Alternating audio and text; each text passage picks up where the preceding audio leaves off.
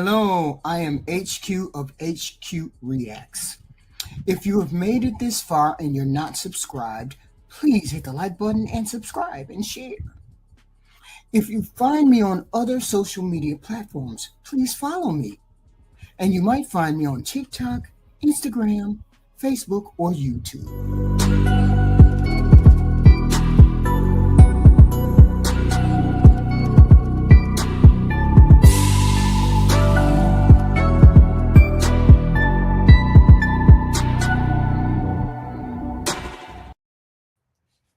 Hello, hello, hello. This is HQ of HQ Reacts. Tonight we wanted to speak about the movie called Sinners. You know, the movie that came out a couple weeks ago, starring Michael B. Jordan. Sinners as a twin dual roles, one named Stack, one named Smoke. Supernatural thriller, I guess it was. I mean, I've heard, I don't have an opinion about whether it was good or bad or ugly. I wanted to hear other people's opinion about what did they think. Okay. Did they think this was a good movie? What was good about this movie? What was amazing about this movie, right? Did they find it the right character to play it? Right person to play it? Okay. And I know these two, they I know the main characters, Stack and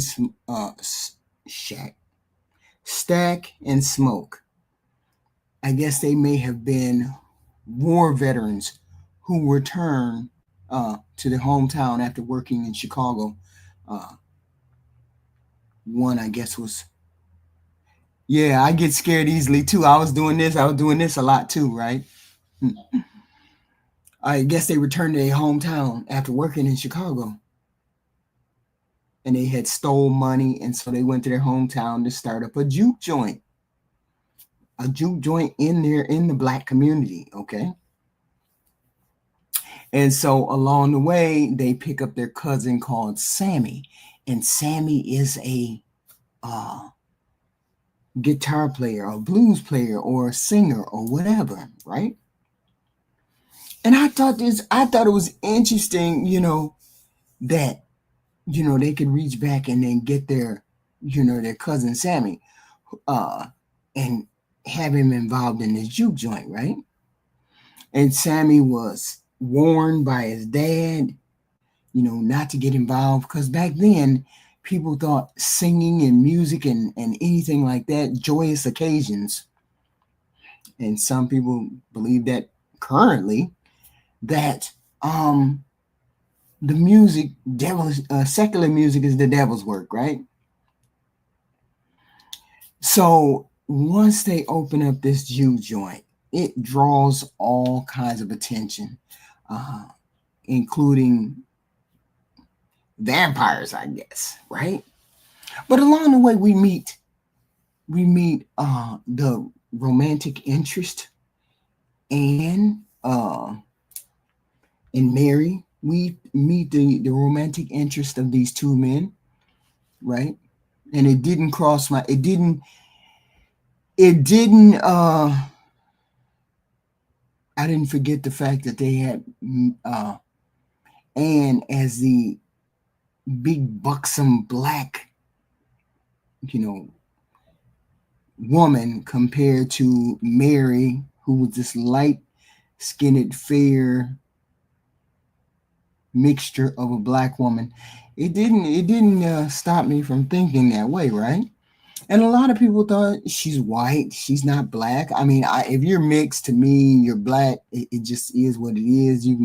Other people can have their own thoughts. I don't care about those.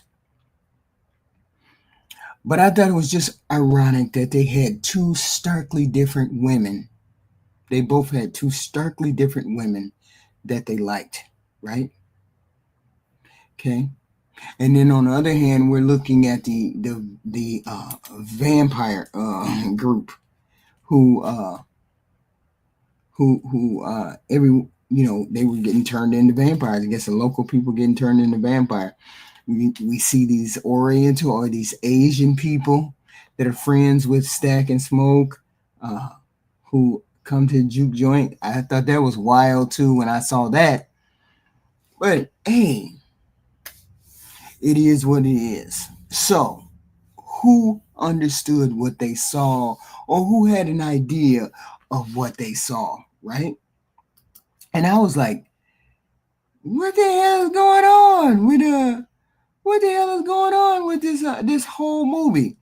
I thought it was just the weirdest thing. But I thought it was interesting. I thought it was interesting the themes in that. Uh it didn't cross my mind until after I was looking at it.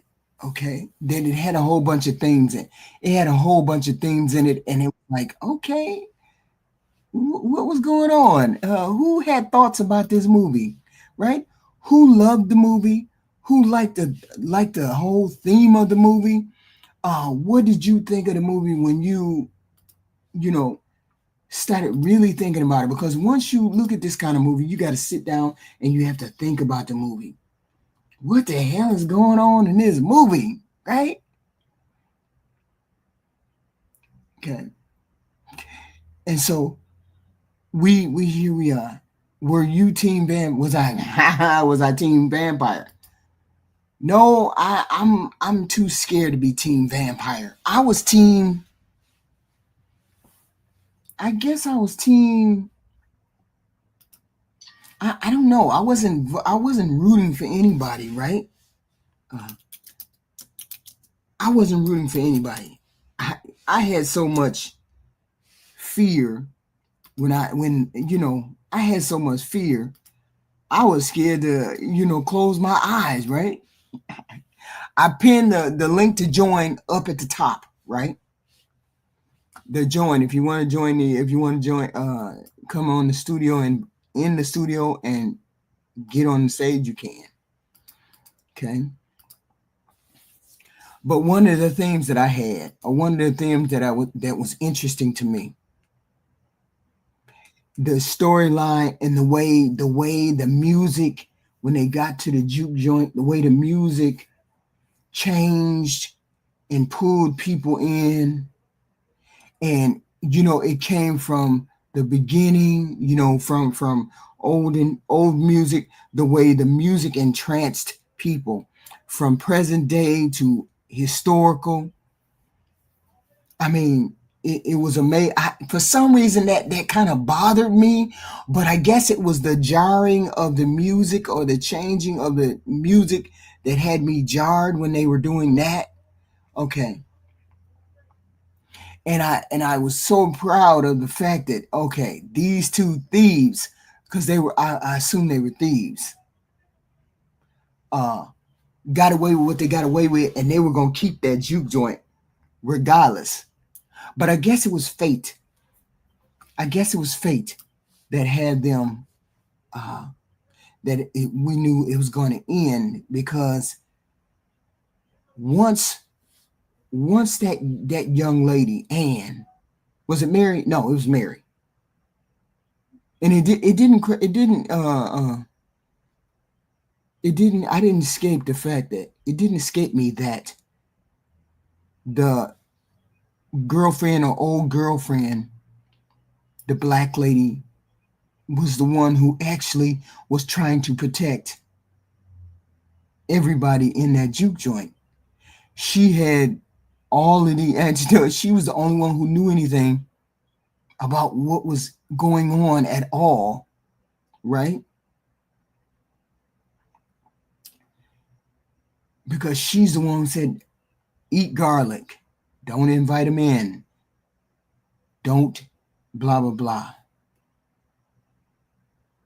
I mean, that was one of the things that she just happened to be one of those people that she was the one who knew stuff, okay?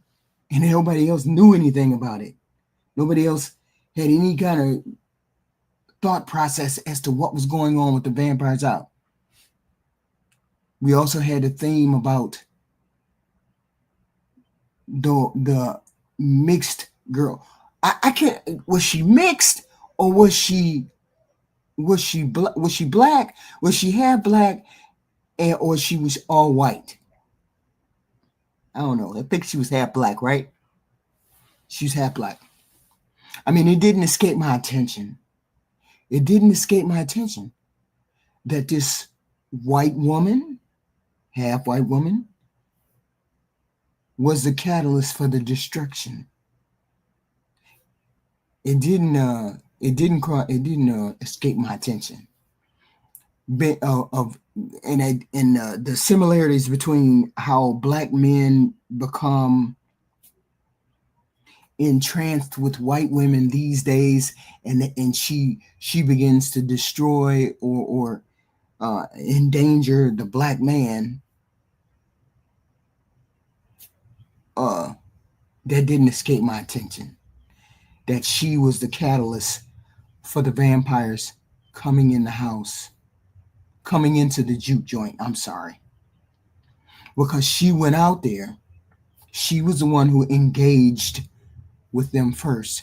Let me go out here and see if I can straighten this out. And maybe they got some money and maybe we can take advantage of them having money or whatever. Let me go out here because they look like me and they don't feel threatened by me. So let me put, oh, that didn't escape my attention. And it was, she was, uh, she was a part of that. Okay. And so I guess that was one of the things, religion, spirituality, all of those things were a part of that whole movie. And I was like, did anybody get any of that? Because I'm just mulling over the things that I saw, you know, I saw she turned Mary, her name is, I guess it's Mary. Yeah, Mary turns Stack. And representing the forbidden desires and the consequences of black men dealing with white women, sort of a can wrap that up in what happens today.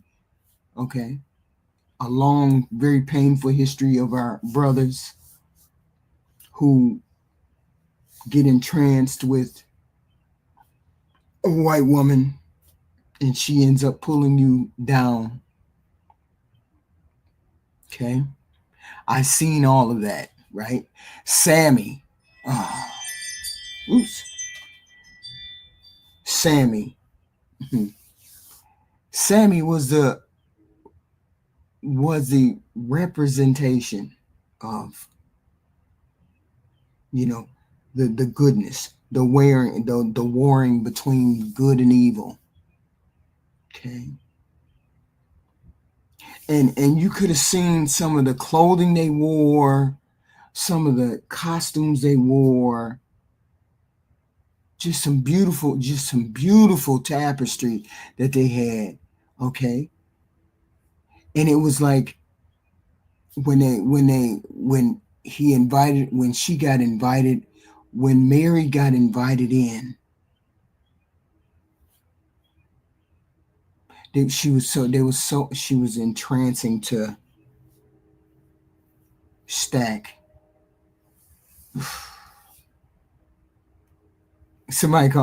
What? Some man just called me the hard R the other day. Whoa, wow. People get so bold about some stuff that they do these days. This is wild. This is wild. I mean, the theme was Stack and Mary. I mean, it doesn't say that, I'm not trying to, put colorism or sexism in it or any kind of weird shit in it. I'm not saying that. I'm just saying it's kind of ironic that historically men have gotten into issues and problems, because of their desire or their sensuality related to white women, right? And I get that she's mixed. I get all of that. I get it, right? And who represented wholesome big and bolsterous, happen to be Smoke's romantic interest in the film, complete and utterly opposite of Mary, represented the goodness, the fullness, uh, the wholesome beauty of black women who are always there, and that's a part of the theme too, who are always even at the detriment, even to the detriment of themselves, they try to save black men or be the mammy to a black man or to come across as being the mother to a black man, even though we are romantic partners in that way. So that kind of it wasn't lost on me that they made her like that. Why didn't they make her regular sized? Why didn't they make her boldly beautiful just like they made Anne? Was it no? Made Mary. I keep getting Mary and Anne mixed up. The names. Why didn't they do that? No, I mean, yeah, she was somewhat of a mammy. Okay. Now she was considered. Most people will consider her a mammy. Uh, uh, once they look at the themes and they do that kind of thing, they say, "Yeah, she was. That was what it was." But the color was rich. Like if you look at some of the pictures of from the film, right? You look at. I wish you could see some of the pictures of the film. Hold on, where they're showing both Smoke and Stack right next to each other. Okay. One is it's weird the way they have those two standing, okay, next to each other. Hold on. Here in the film, you see, they have Smoke and Stack standing next to each other, right? You see how one he has a red hat on, he has a blue hat on, and how they have this pic. They have them separated, maybe by goodness and evil. I don't know. I don't know how to even explain it. Uh, they're separated by the. You see how they're separated this way, right? One has red hat, one has a blue hat, and these colors all throughout this film, you know, so different. These two twins are so different, even though they're the same, or even though they look the same, they're so different. These two, both killers, both weird,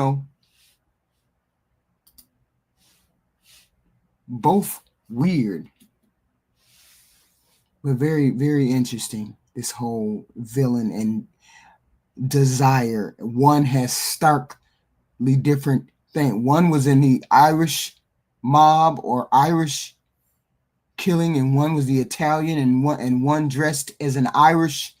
How the Irish dressed back then. One dressed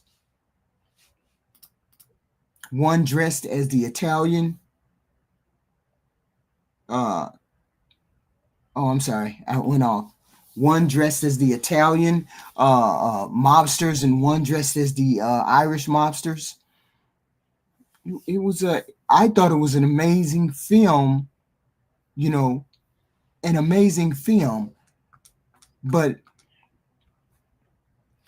both of those two brothers too. It was also about two brothers, and you know how they're trying to, I guess, maybe redeem themselves because they did some damage. They did some damage. Okay, loyal to each other, sacrifice for each other. Okay, making sure one doesn't leave the other one. Okay. Trying to be good, one not wanting to be good, one wanting to be bad, so on and so forth. I mean, Michael Jordan, how they did it, I don't know. But film is amazing, right? Film is amazing. Okay. And we're gonna see more like this. This was a good display of cinematic uh greatness. It was, right? I wish uh they would have uh survived, or been able to survive, or I don't know, when the sun came up they wasn't vampires no more, or you know because I think it was Smoke who after everybody was done, Smoke was left, him and Sammy, right? And I was like, I think the music is what drew the vampires, the allure of once you became entranced in the secular side of life or music, that's when the vampires came, right? And Sammy, we don't know it, but Sammy, you know how you say you sold your soul to the devil? We don't know who sold their soul to the devil. We don't know who sold their soul, and the vampires came. Maybe Sammy was the one. In order for Sammy to be a singer, in order for Sammy to do what he needed to do, he sold his soul to the devil, and the devil heard him singing, and the devil came for him. And when the devil and the vampires came for him, he didn't want to go. That allure, and the father was warning Sammy. And once in a while, when the devil follow you, sometimes he gonna follow you all the way back home. He gonna come. You don't know what you're inviting, son.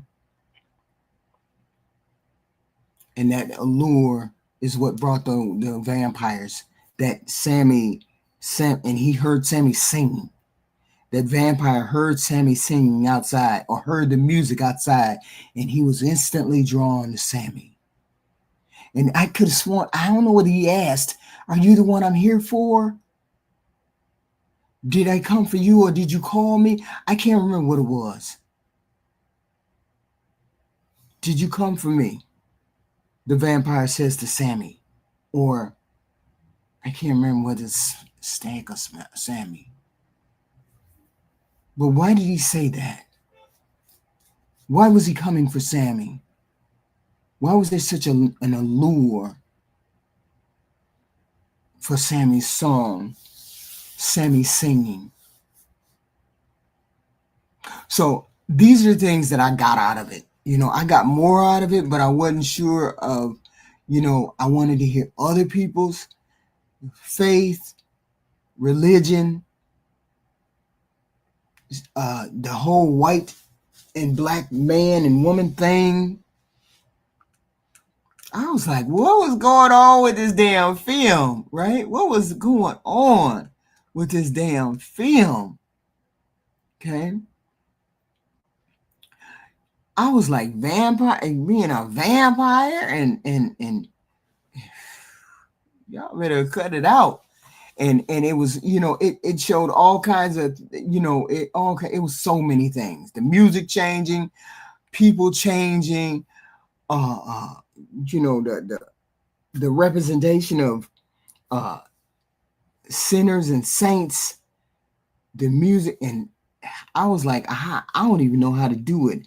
Faith and spirituality, in which Anne sort of represented.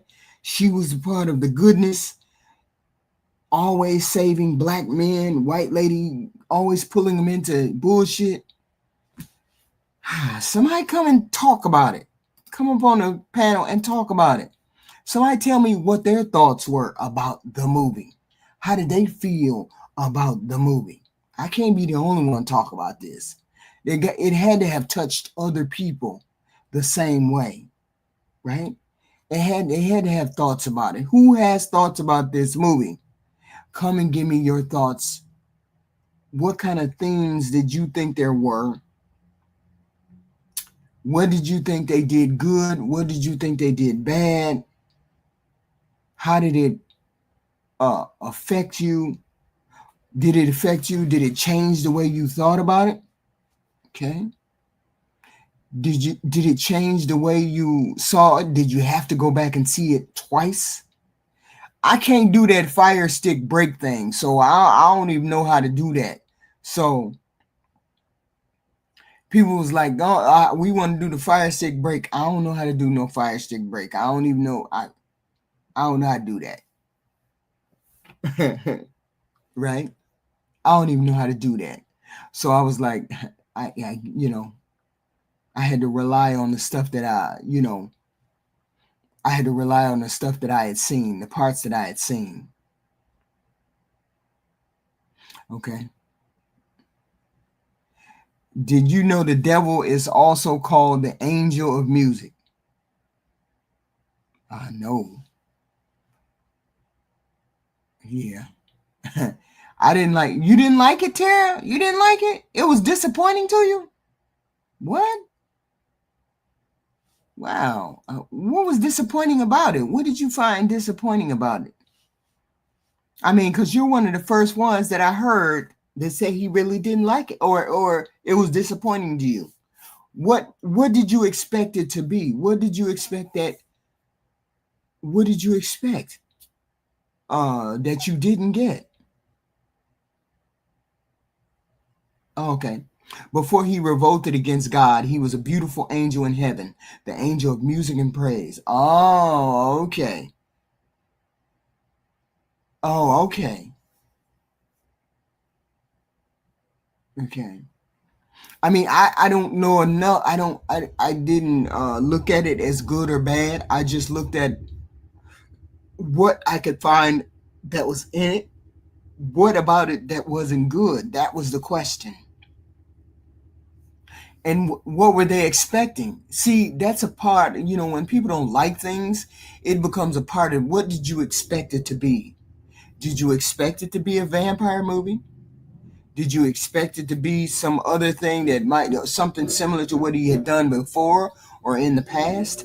Or did you think it was going to be a certain type of movie? It was going to be a vampire movie, so you didn't so you had different expectations of the vampire movie. Okay. And I didn't have any the music was cheesy, pretty predictable. I thought that one set of music when they started changing from present day to past, I thought that was the weirdest combination when it started changing from past to present, the music. uh I thought that was the weirdest thing. And then you know what, I thought it was a way that we had called upon the devil, or we had called when the father was saying, sometimes the devil follow you home, devil's music, all of that. I thought it was a way they kept switching it new from old to new. I thought it was a way to that over the years and over the decades, that was a way people called the devil's music, from present to past. And they were showing you how the way music had the ear of the vampire and the devils. Okay. I think that's what I thought. Okay. That maybe this is why they were switching back and forth in the music in the joint, because it's a calling card. It was a calling card, and you see the way the vampire's ear. What was his name? I forgot the vampire's name. The way his ears perked up when he heard Sammy sing. When he heard the way Sammy sung, and was it Sammy's voice? Okay, because it wasn't just the music. It wasn't just the music that perked the ears of the vampire. It was when Sammy started to sing, right? Okay. And I was like, huh? It depicts how music is impressionable as religion, or more so. Yes, it did do that. Sammy's father definitely tried to keep him from falling into that impression, because he tried to keep him from that. But you notice at the end, as Sammy is an old man, he's playing music. Okay.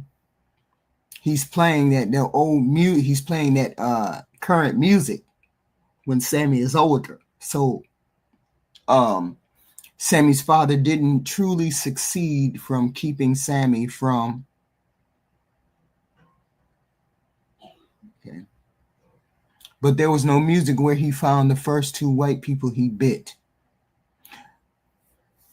No, no, no. No, I'm not saying music is what drew him. I'm saying Sammy's voice. Sammy's voice was what drew him. Why did Sammy's voice draw him? Why was it Sammy? But when you saw the picture of him outside of the juke joint, the vampires, when you saw the three vampires outside the juke joint, you saw his ears, the leader, you saw his ears perk up when he heard Sammy sing. And remember in the movie, he said, at the end or somewhere in there, he said, "Are you the one I'm looking for? Were you calling me?" Or something he said like that. Okay. So I'm saying it was Sammy. Did Sammy sell his soul in order to be able to pray? Did he pray to be a singer or a juke joint guy or a musician?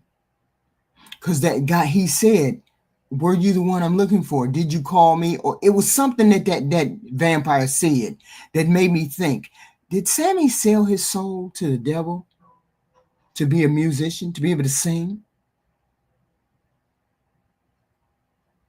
Okay. That's what I got out of that. Okay. I can't tell. That's why I wanted somebody to come up and tell me what you thought was the theme in the movie. What you thought happened in the movie. Because I am by no means saying I know exactly what was happening in that doggone movie. I have no idea. Okay. It was a wild movie. Y'all hit the like button. Hit the like button. I see 7 likes. What's going on? 7? Are y'all just gonna hit the? You gotta hit this. We gotta come on. We gotta do the like button. We gotta do all of that good stuff. We gotta support the channel, people. Support the channel, people. Hit the like button, right? Okay, you said that there was no music where he found the first 2 white people he bit. And 1920, right, right. He went to the crossroads and met Papa Legba. Yeah, Papa Legba. Okay. My question.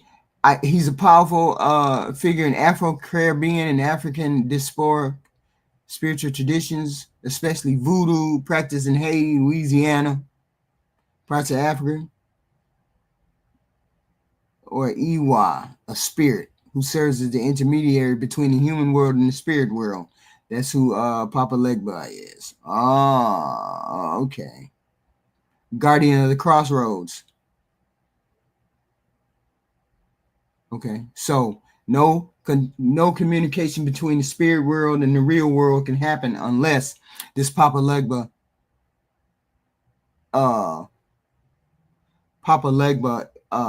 you have permission from Papa Legba. Okay, so I guess he's one of the most important spiritual figures in voodoo history, I guess. Gay people, what is he? The gay people of the world, gay people of the master communicator of voodoo and speech. protector of children children and travelers, I guess. Whoa. So what are we saying? Yeah, voodoo ish scare me too. That scares me too. I hate talking about it. You know, I have one creepy, very creepy story. When I was a college student, I was 17.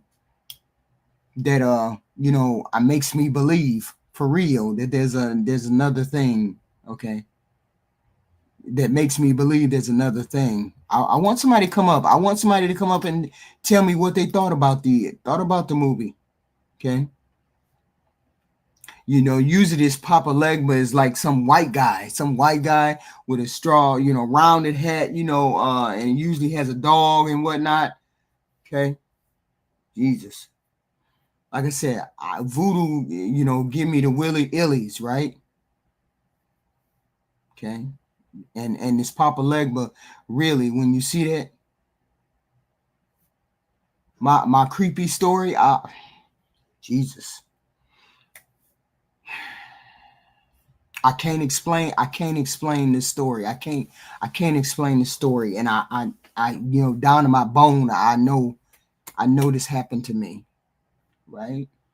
And it's not religious, it's not any of those things. But I remember I was in college, 17, 16, 16 or 17. I think I may have been 16, right? Because I had graduated early.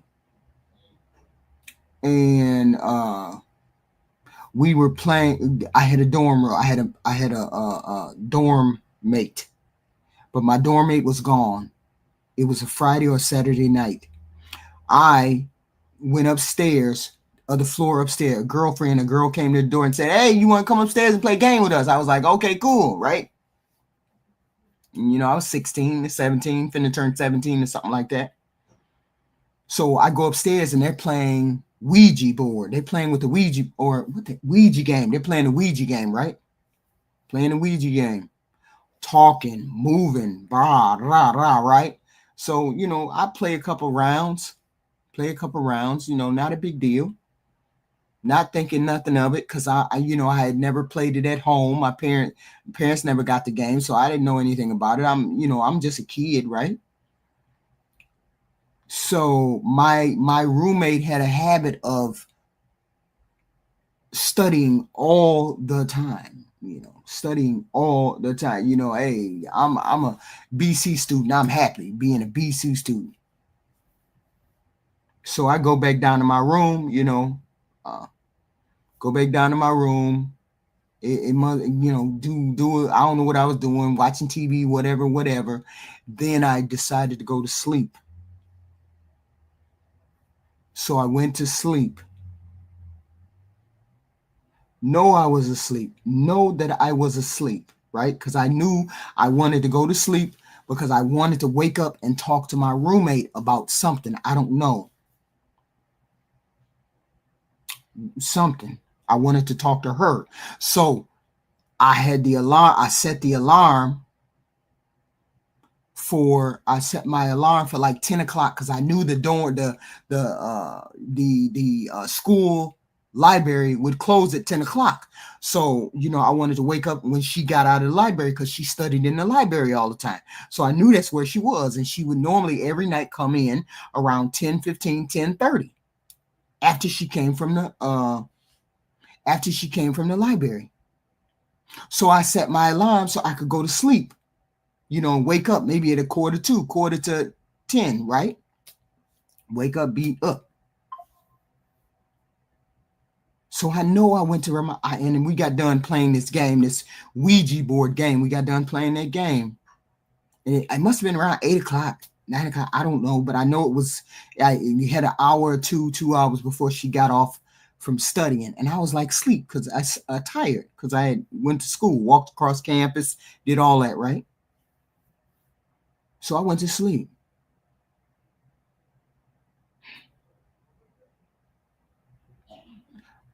I wake up to somebody touching me, shaking me, like shaking me. Not hard where I would, you know, be afraid, but just shaking me.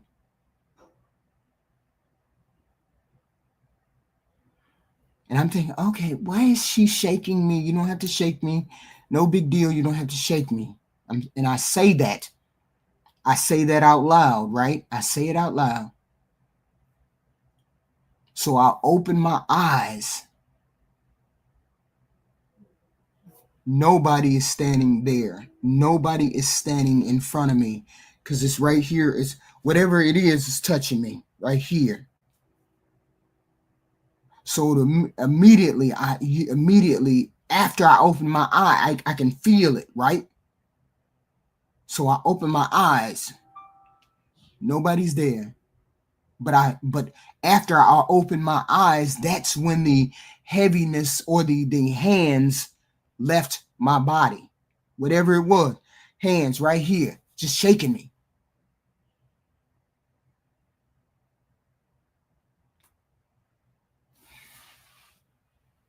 And then all of a sudden, the door opens. My dorm room opens, and she walks in. My roommate, walks in the door. So I'm jarred. Of course, I'm jarred.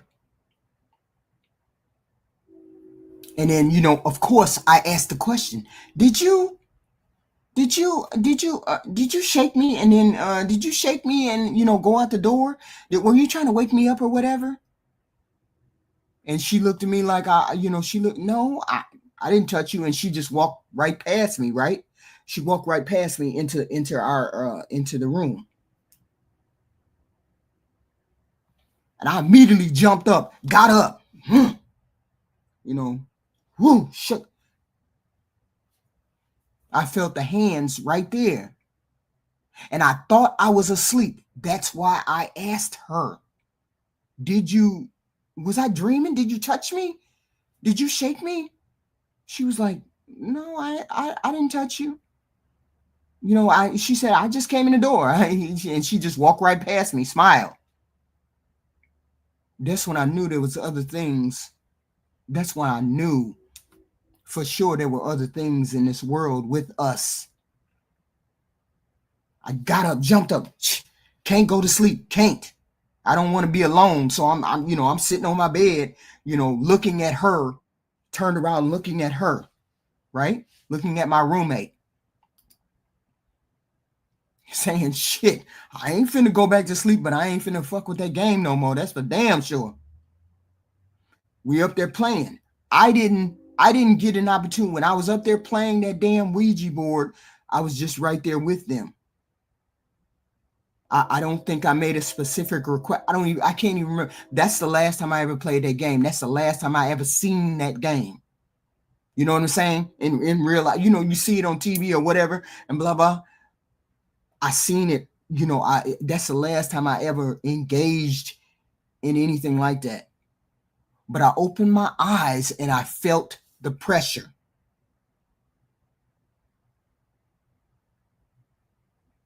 of the hands on just holding me, not moving then, but I could feel that. And that's when I knew it was. When I thought about it, I knew it was something else. I knew it was more than just us in this world. And that shit scared me to death. I never, ever, ever fool with religion or ever, ever, ever fool with people when they start talking that voodoo or religion or anything like that. I fundamentally reject all of it. And this is when I was a kid. Ty Pro. HQ, how you doing today? Can you Yeah, hear me okay? yeah, I can hear you, hon. I can hear you. And I forgot what that experience called, but I think a lot of people go through that when they be like the devil riding you or you sleep paralysis, when you Hmm. feel like you get a creepy feeling and you might see something in the corner and you can't move, but you're awake and you can't talk. I didn't been through that before. I know a few people who've been through that before. Wow. Um, it's definitely a lot of stuff out here that we don't, we just don't know or don't understand. Shit, I done seen some spirits, some people that I know passed away, and I done seen them with other people. We all together seeing somebody that we already know is passed away. So Right. it get creepy out here. But I think Right. Sinners was amazing as a movie. I came in kind of late. I don't know if you No, gave. no, Did you you the like the first movie? one up. Yeah. I Okay. love the rich color and all of that. What did you like about it? What themes? What did you think was interesting about that movie? What captivated you about the movie?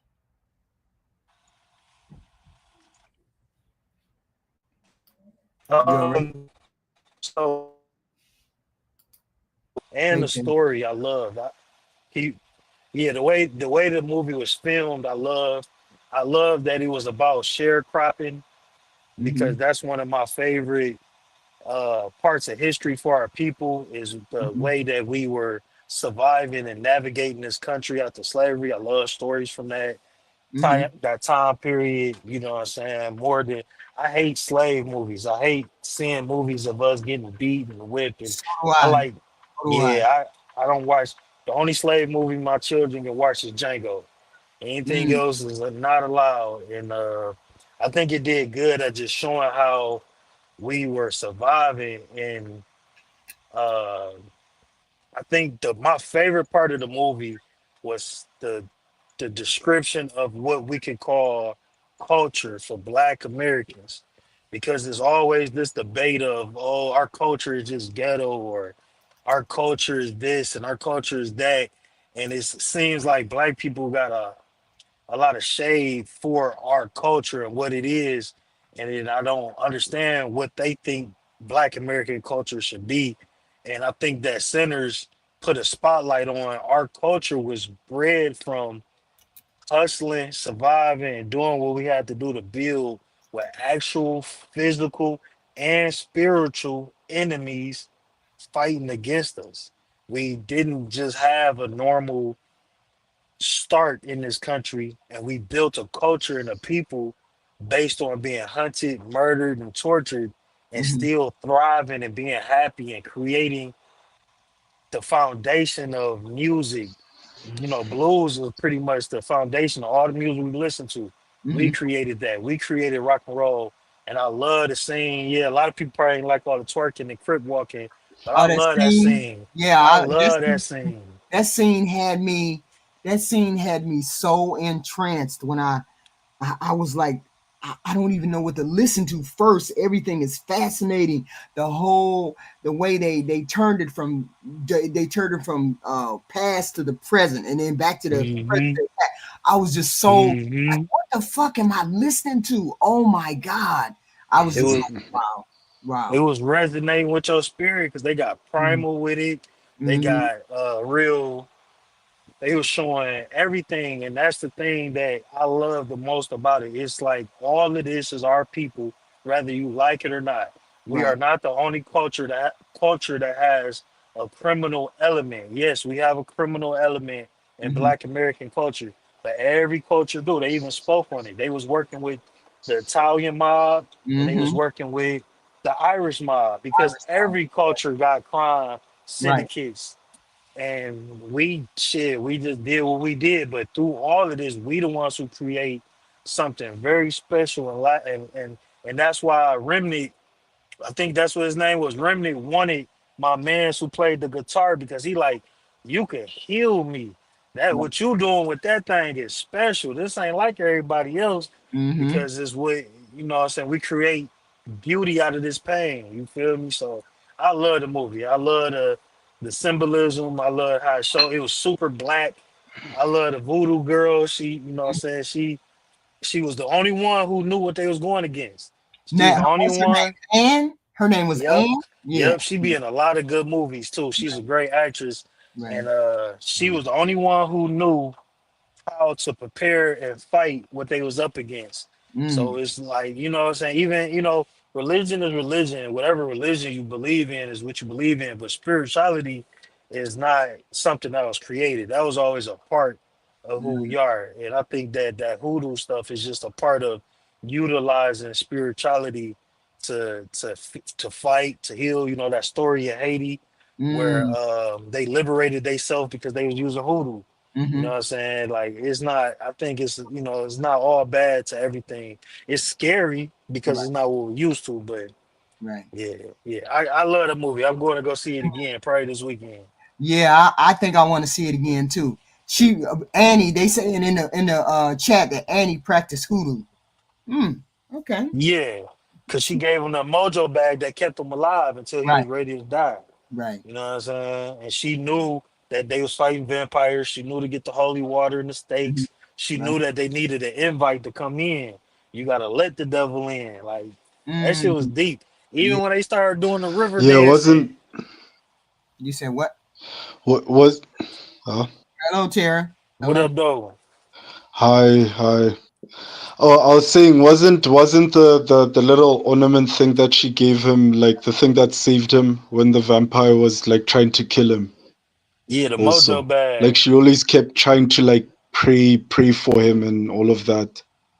Oh, the Mojo bag. Yeah, well, Yeah, yeah, that thing that he had on his neck. Oh, mo- okay. Mojo bag. mojo bag kept him alive. You know, she would pray Hmm. for him. She knew the right rituals to. She was Yeah. prepared. You know what I'm saying? And I think we Yeah, gotta. for me it was a little bit like it was a bit difficult to watch because yeah, I'm not like privy to like those conversations as much. Hmm. You said that you Yeah, didn't really like the movie. You said you really didn't. Why didn't you like it? What was about it that you did not like, Tara? Or maybe did you say you didn't like it, or you say you didn't think it was a good movie? Which one was that? I can't remember. What'd you say, Tara?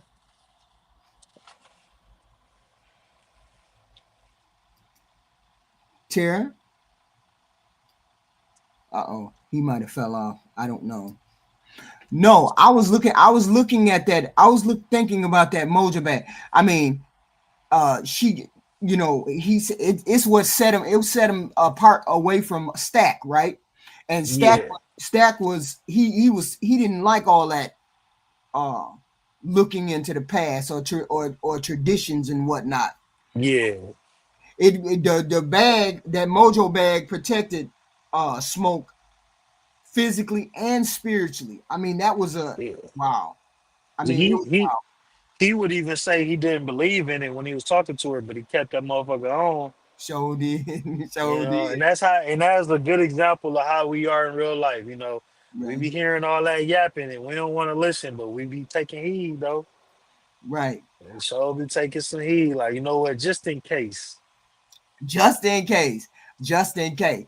And I was like, I thought maybe I thought Smoke was gonna let them back and Stack back in. I thought Yeah. let him back in because he didn't. But then he turned to Annie and he Hmm. trusted what she said. Don't let him back in. Don't Cause dilute. this, He believed in cause Annie, but he didn't believe in voodoo. You know what I'm saying? his mind was distorted because he loved his brother. Right. And he knew that. He recognized, like, look, I'm not about to make a good judgment call Mm-hmm. because I this my brother. Shit, this nigga could bite me right now. We could be vampires because this is my brother, and I just Mm-hmm. can't let him go.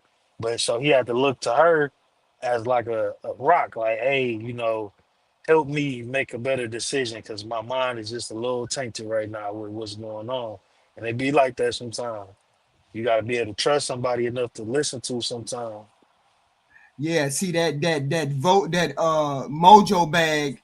I mean, that was one of the most powerful things that he had. Even he didn't trust it. He trusted Annie, and once he Yeah. trusted Annie, that gave him the covering. Terry, you said you didn't like it, or you didn't like.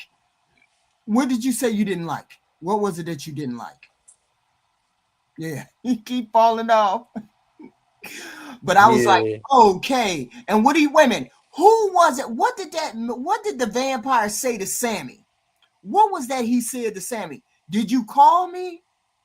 Or I heard you. What did he say to Sammy? Yeah, he said his music was calling out to him. He heard the music calling out to him, and you know what I'm saying, it attracted him to him. The music attracted him because he knew it could set him free or some shit like that. Was it the music that attracted him, or Sammy's voice that attracted him? Which one was it? I couldn't figure out. I think it was both. I think it was just the blues in general. It was the blues. Blues in general. Yeah, I think Oh, it was like a symbolism for what the blues was at that time. oh, okay, okay. Yeah, that was the escape. You feel me? Like he didn't want to go to church on Sunday. He wanted to be free for a minute. That's what Mm, he told his pops. Like, right. I've been picking cotton all week, taking care of the crib. I need to let my soul free a little bit. So you know what I'm saying. That's what Remnant was chasing, Mm-hmm, trying to be free. He was old. He was alive when the British took Ireland from the Irish. mm-hmm. So the white dude was hundreds and hundreds of years old. Yeah, he Okay. wouldn't he wouldn't like one of them who just was like 50, 60 or something. Like he was hundreds of years old. He been traveling around. So She said yeah. Remick was able to see the genres of music that Sammy conjured up. He wanted to get back to his ancestors. That's what they saying in the chat. Okay. I Okay. like that. I Yeah. like that perspective. That's Yeah. deep. Right. Yeah. Cause he was calling him. Tara, can you talk now?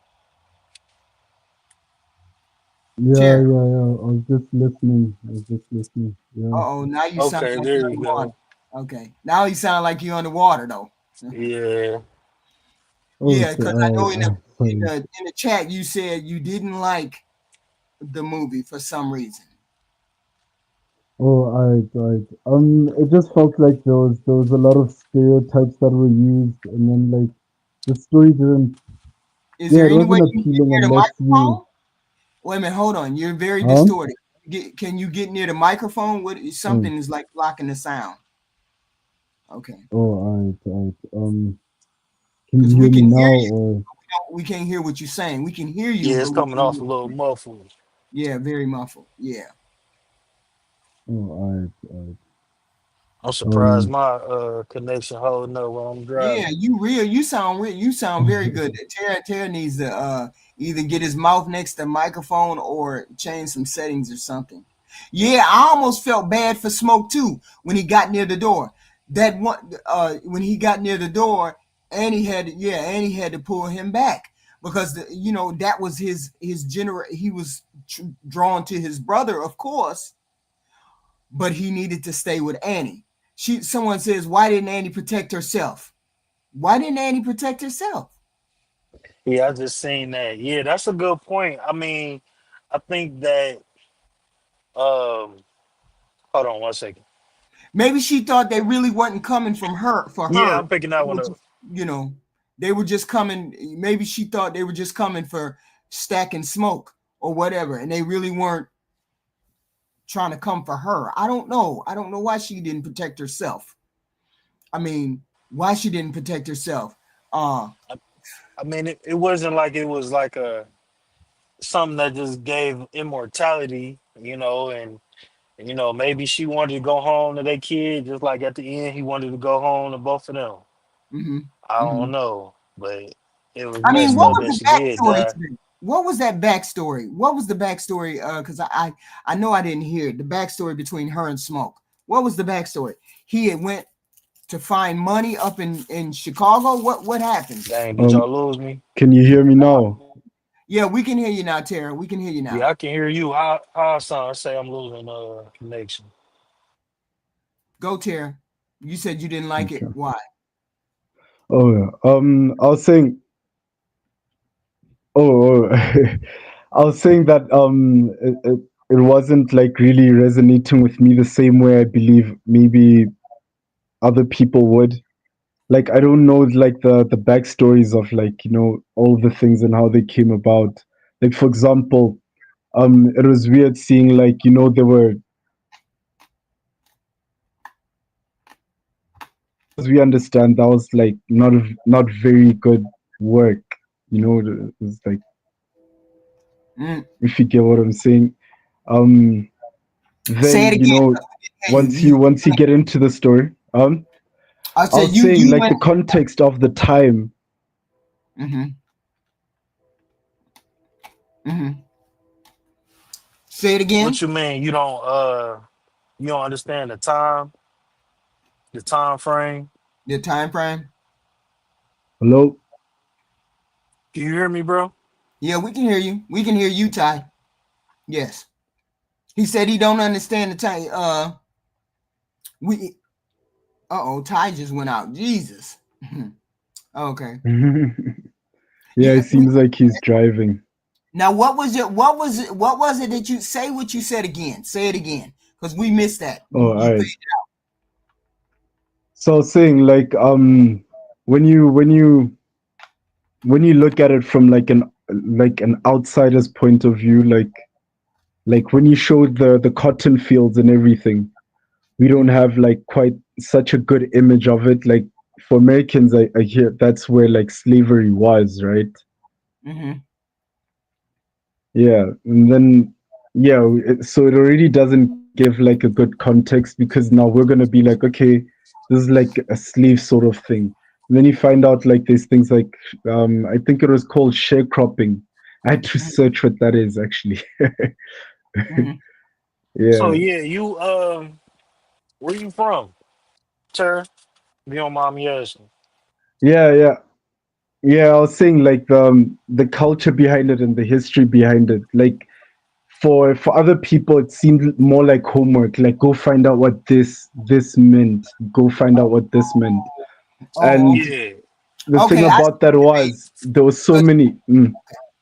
I see what you mean. Since you're not from here, Yeah, yeah, he doesn't get the my shit context breaking of up. yeah, But I think that the it. target audience was Black Americans because we Okay. know yeah, yeah. that That's what I history. was saying. But yeah, That's what I was saying. it was a good time period movie in general. But I Mm-hmm. know that Mm, the people that was gonna resonate with that movie was the people who mm. know, we got great grandmoms and great granddads who was there. So Right. we gonna resonate Yeah, with that a little bit more. It's gonna hit home a little bit harder, you know what I'm saying? Same if I don't know where you from, but if wherever you from, people made a movie about time period that y'all was going through some stuff, mm, you gonna feel that more than we did because we don't really know, the whole backstory. But yeah, sharecropping is definitely something I would look yeah, into to understand Yeah. Black Americans a lot more because sharecropping is when we ain't had nothing and we made a whole lot. You yeah. feel me?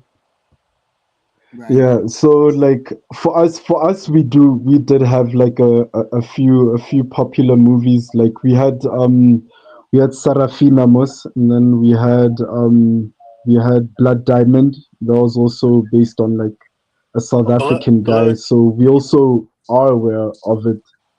Blood Diamond was my ish. I fuck with Blood Diamond. Yeah, that was with Yeah, yeah, the white Leonardo, boy and the black guy. yep, Yeah, white yep. boy and black guy. Okay, I That was see. a yeah, good yeah, yeah. movie.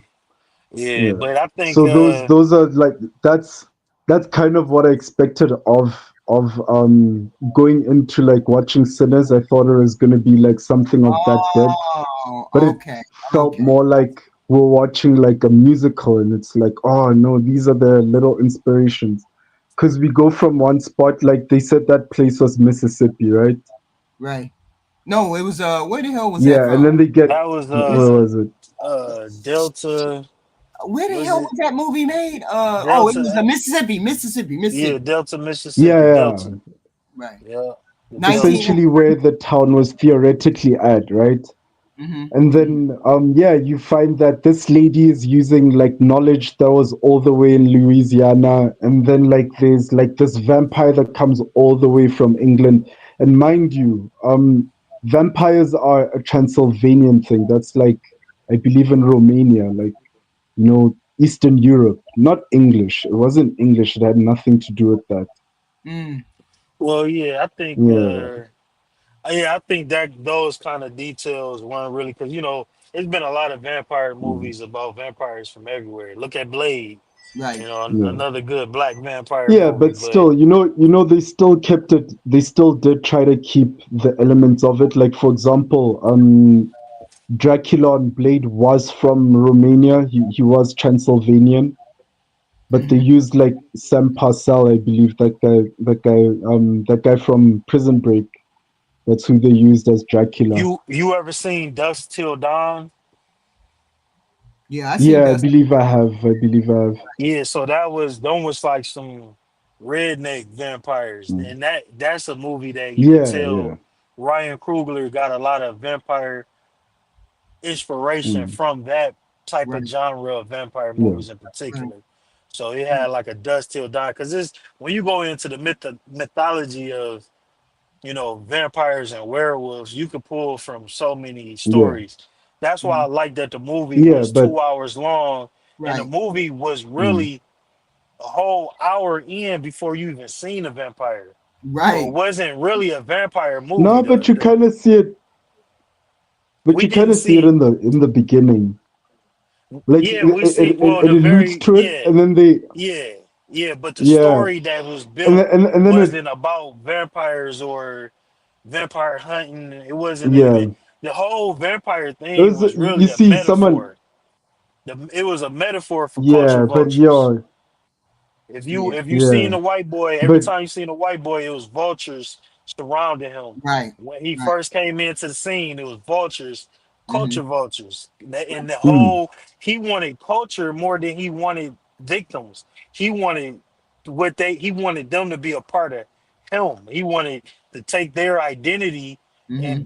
and make it a mass mm, identity and say, you know what, y'all ain't gotta be black strugglers no more. Just become because it wasn't a coincidence that they kept talking about, oh, we all got to be one people and get Right, along. That was right. a very important theme mm.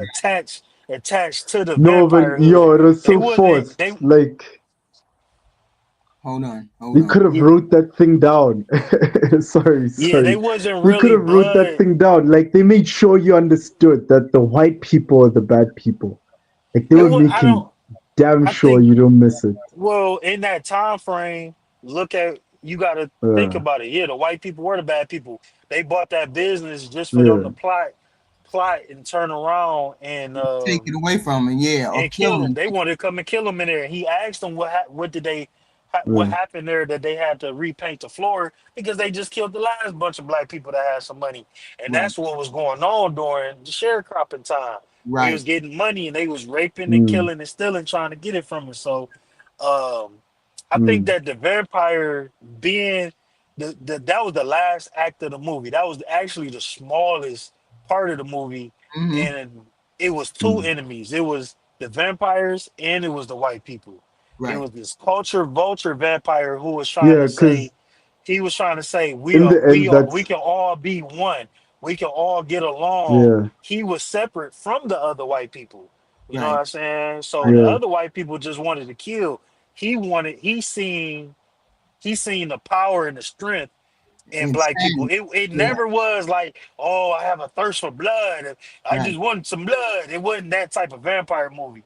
These he wanted yeah, more than just he wanted them to be a part of him because he could speak their languages. He got their memories once they became a vampire. So it right. was way like the vampire part was just like a little covering. It was way more to just it was more about culture and identity and being attached to a yeah. mainstream I culture see. and I see. Like the lady being here says, right? westernized. Right, I see someone here in the chat was saying racism is scarier than vampires to me. Remick argument could be convincing. right, I mean, it is. I mean, that's what I'm saying. That for us outside in the world, we're like, look, if vampires came into the world, this wouldn't be about being black or white.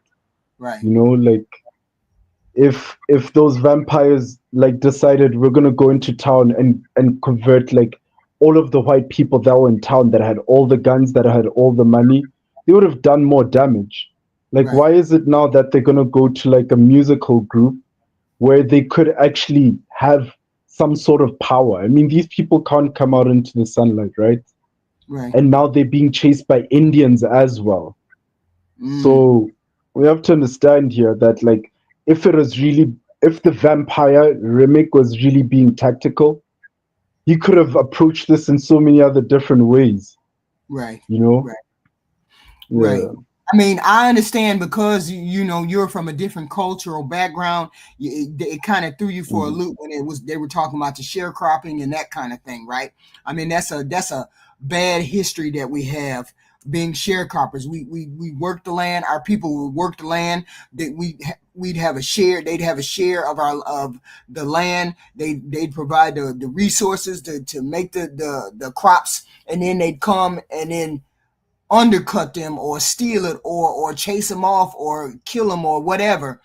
It just was never an equal partnership when it came down to this sharecropping shit. So this was a part. yeah. That's what was in the also in the movie that it wasn't fair. It was never Mm. fair. This shit it was And they did, exploited. and to be honest, I feel as though they didn't really get into much of that. Like they sort of like just touched over it because, for example, like when they're talking about how much money was they were actually getting, Right. they were alluding more to the other black people working for white people. Mm, Like, it was a little bit hard to understand if you all are all crop sharing and you guys have cars and stuff. Wouldn't that mean like you're well off, like you're not privy to being like part of the slavery there? Nah, that's mm, definitely don't mean that. If you notice, they had their own Mm. money. Black people had Yeah, their yeah, own type of money in the movie. See, right. it ain't about yeah, being but well off. And so hold on, mm, hold on. This the thing, mm, and this the power. I'm a Black American. I'm mm, I'm my people's from here and been here. Right. The power that my people got here is that we mm, create our own through more turmoil than any other people ever been through.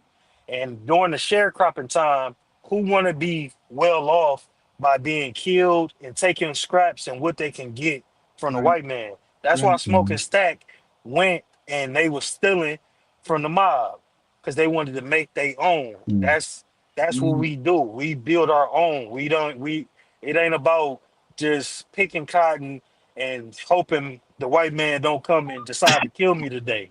right. It's about standing up on your own too and creating some shit that you can make your own money. That's the whole movie was about. They Mm, came back, they robbed and stole and killed, and they came back and gave it to their people and built something for their people to right. thrive and circulate real money and black money and do more. That's just and that's the part that gets lost in translation because all black Americans understand that because we still doing that to this day. What did y'all think? What did you think of the two Asian people in the movie?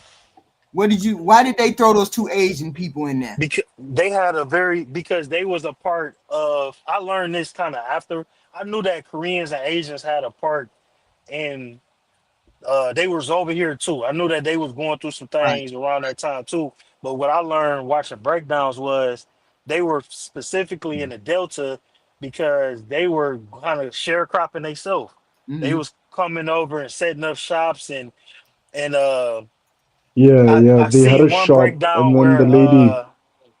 I seen this one breakdown where they said how the husband could talk more country and the wife can talk more proper because they couldn't sell to black people and white people at the same shop. So the husband will have a shop for black people and the wives will have a shop for the white people. And they had to kind of code switch to get the business going. And I think it showed a commodity that's healthy. Like we can't always feel like we was just isolated going through stuff alone. And I think that was a healthy commodity that kind of showed why there is still a Korean Asian presence now in the hood. But it might have started off with better intentions though during them times because they was just over here trying to immigrants all immigrants was pretty much prosecuted as they was coming over here.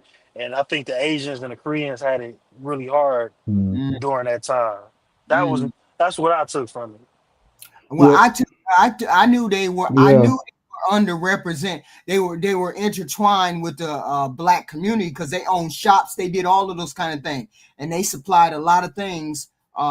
to the black community. So they, I guess they were just being represented in the movie. Uh, they were just representing in the movie as being allies to the black people back during the Mm. sheriff times. I just assumed that they were uh I just assumed that they were allies to the black people, and it was just something that was overlooked, and he put that in. Mm. Uh, he just put it in to show us that we were not the only marginalized community, Yeah, racially segregated community back at that time, Yeah. and Mexicans were part of that too. I just assumed that's why they threw it in there. it was the key part though at Yeah. the end. Before the husband got bit, Mm-hmm. the wife was like, "Let's go." He was like, "No, we can't just leave him." She's like, "We came here to bring some fish. We didn't come here for all of this." So it Right, showed like, yeah, they was down, they fucked with us, but to an extent. right, Everything got a point. You know what I'm right. saying? We was in the mud They might got their feet wet, but we was neck deep in the mud. And I like that he kind of threw that in there to kind of show Yeah. that, like, hold on, And it was only like shit hitting the fan. I'm out of here. Right, right. I mean, her yeah, was and a great. like Go there was ahead, only like go ahead, Chair. I'm sorry. I was saying like there was only like that one family that was like Asian. But essentially what I thought was like they weren't trying to be like super accurate. They were trying to express something. So like for example, I believe was it Smoke? Smoke's gun couldn't have been from like that era, if you understand what I'm saying. Mm-hmm. Like a lot Mm-hmm. of No, guns they used were from a later era. Like I believe no, that was the no, mob. what was it? That was the mob era. That No, was the no, accurate gun. That was Mm. very time accurate. They had Tommy guns. It wasn't Oh, uh, just revolvers no, no, and no. He had a pistol. He had like a yeah, pistol. yeah. The pistols existed Yeah. back then. They had Tommy guns, rifles, semi-automatic. That's when war. That was after No, World no, I War get Two. that. Like the one that was closer, I think, is the ones that he used later in the film. You should see like the first one of the first times he points a gun at someone. It's like yeah, guns that were made after the like World War Two. So that's what was like confusing. Like I see what's The happening movie, here, the but this movie, is the not movie, accurate. the movie. It was very accurate. The movie happened after World Mm. War Two. Smoke and Stack served in World War Two. They right. got them weapons from. They had a whole No, it crate was well, of wasn't it one? Because like Al no. Capone wasn't he like didn't when did he die? You know what I'm saying? You got to do your Googles, man, because Oh, that I was don't during know. the Yeah. mafia time. That was during the mafia See time and the mob exactly. time. That they This is definitely like had them type of homework. pistols. That Right. was definitely them pistols was rocking. All them guns was accurate. Their Like clothes was ones that accurate. look You could like tell if you watch the movie. Can you what? tell? Mm. Tara? Can you tell what twin was with the Irish and what twin was with the Italians by Some looking of at Hmm? their the clothing, outfits? yeah. Some of their clothing, yeah. Some of them. The suits that they The have one that on, had Hold on. the wasn't suits didn't the that one have like a green hat and then the other one had a red hat, something like that? one was wearing blue, one was wearing red, but Right. the style of their Yeah. suits let you know who was with the Italians and who was with the Irish. They was Right. very accurate with every little Oh, detail that they put in that movie. Right. So you got to go back oh and look at the man. outfits. You got to go back and look at the Yeah. So See, much homework. those I suits. watched a lot. I watched every Godfather. I watched every mafia movie that exists. So Right. I know they had them guns. Right. When it Yeah, was Al Capone. the one with the one with Hear the me? gold teeth had the red hat. Was always wearing Yeah. was a red Stack. symbol. Yeah. Mm. Stack. Stack was with the Italians and Smoke was Yeah. with the Irish. Right. Yeah. Yeah. It's blue. It was blue So Al hat. Capone. Okay. Go ahead. Al Capone was born 1899. He died 1947. Oh, okay. Alchemy. Oh, okay. Yeah. This was in 1932. This took place in 32, right? This movie. Or yeah, it was set in 1932, Mississippi. Right. Mm. And you said Al Capone died in 47? Yeah. Oh, okay. Where's So this? Palm. They said he died didn't Palm they say Island, didn't they say Miami. he stole from it? Wasn't that who they stole from? Ty? Yeah, yeah. Yeah, He they was was their working with boss at Al one Capone. point, and then they ran from him. One Oh, of them was working with the Italians. Yeah, One they of them were. was working with the Irish. oh, okay. Yeah, And they were in Chicago doing all of their gang activities, and then they went back. oh, okay, okay. So what I Yeah. mean, what my whole thing is this: if you know, if Mm, you stole from the mobsters or you stole from the mob, how long did you expect to mm, be alive? So look, HQ, this what they did. One of them was working with the Irish and one was working with the Italians. Right. They was thinking they was the same person, and they pit them against each other. Oh, And they pit oh, them against each other. That's why one of them yeah. looked like he was with the Italians, and one looked like they was with the Irish because they were playing. They were getting information. This is just my history from knowing mob movies. So okay. they would get information and probably sharing it. If you with the Italians, he coming back to the other guy like, yeah, they about to do this, that, and the third. Then he getting the information from the other side, and they not knowing that it's two people. He's bringing that they bringing that information together and setting them up to play against each other. So they don't know who the fuck setting them up. They just Oh, having a war against each other. wow, that's how Some they got. real Godfather 2 type shit. Oh, okay, so that's how they got away with stealing. So okay, so that's the deception they was taking. Okay, well that would Yeah, make Yeah. sense. I mean, that would Yeah, make sense. they were gangsters. Like they were deep in there. They were embedded, and they just happened to have gotten out realizing this is way too risky. So this is supposed to be like their retirement fund, you know? That is a good theory that the twins were acting like they were one person.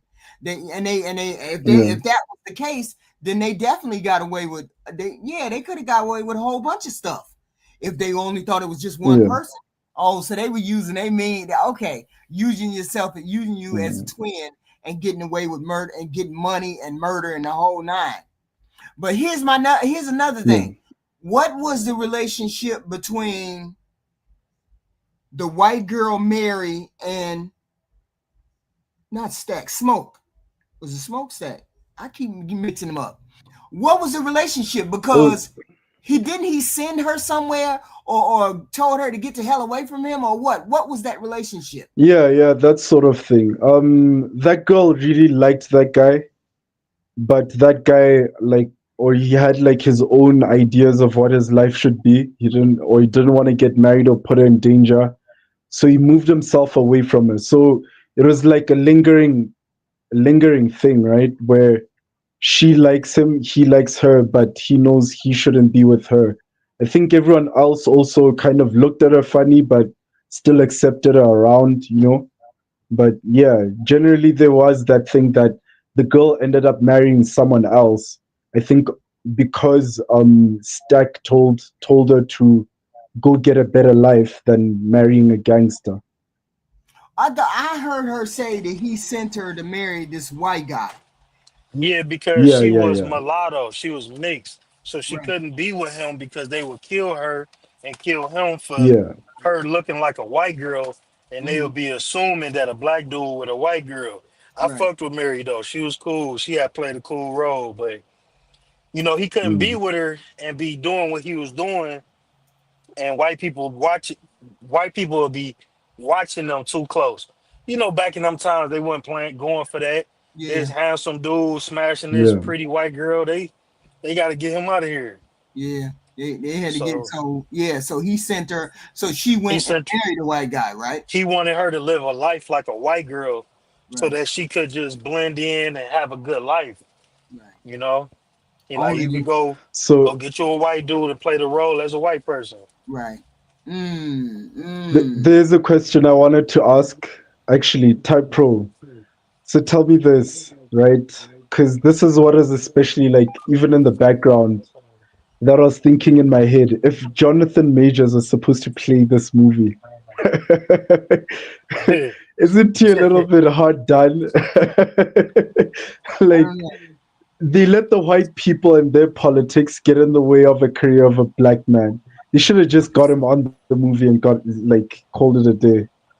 Mm. Well, I must say this. I like the movie better with Michael. I didn't think I don't even really fuck with Michael B. Jordan like that. I don't And when I either. heard he was gonna be twins, I'm like, oh, they about to blow it. But I still was like, fuck it, I'm gonna try. Right. And it was good. It was worth It was, I was wrong, and I think him playing a twin added a different element that was really appreciated in the movie, and it showed the duality of their personalities a lot better than it Right. would have been two different people. So making decisions and being, opposite, one getting bit and one not, what I'm saying, one having a mixed chick and one having like a real traditional African chick, Right. one being a family man and the other one being like a pimp and a hustler. Like he did his thing with that. They need to get this movie every award that come Yeah. out. Yeah, I thought it was everything was like so it was so rich. The whole thing, it was like he fell into the whole they fell into the whole stereotype. They fell into the whole uh opposite of each other. If you looked at the Yeah, twins, you could tell. If you really studied the twins for a minute, you could tell that the expressions, the mannerisms were it's different. different. Yep, And one had gold around his teeth, and you yep, saw that once you figured out that this was a distinctly different person. That's why the yeah, white people couldn't figure out who they were up there north. yep, That's how they yep, got took, because they knew how to act like each other, right? yep, But when they yep, fell into their own character, they fell into their own person. They were complete and total opposite men, complete and utter top opposite men. I was like, wow, this was the whole thing was just so totally. I mean, it just blew my mind. Because I'm assuming, Tara, because you're not traditionally American, that certain things threw you off, that kind of had you lost, which is why you didn't really resonate. The movie didn't really resonate like that for you. But if you were born in America, it would resonate because we understood the history of our people. We understood yeah, oppression of our people and what Yeah, we could see that fight yeah. in Smack and Smoke. Um, See I'd say why I'd say this like we had kind of a similar situation. Like we had I'd say especially with apartheid. We had a situation where there were the gangsters from the, yeah, you guys will call it ghetto, but we call it Gasi, right?